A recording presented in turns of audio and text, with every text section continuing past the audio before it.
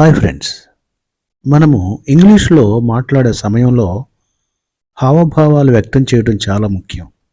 మీరు తెలుగు మాట్లాడే సమయంలో కళ్ళు త్రిప్పకుండా, చేతులు కదిలించకుండా, తల ఊపకుండా, చేతులు అలాగే కట్టేసుకుని మాట్లాడగలరా?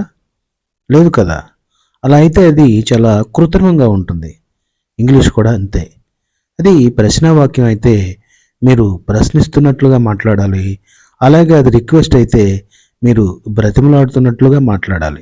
సో దానికి మీరు కైండ్స్ ఆఫ్ సెంటెన్సెస్ గురించి ఖచ్చితంగా తెలుసుకోవాలి.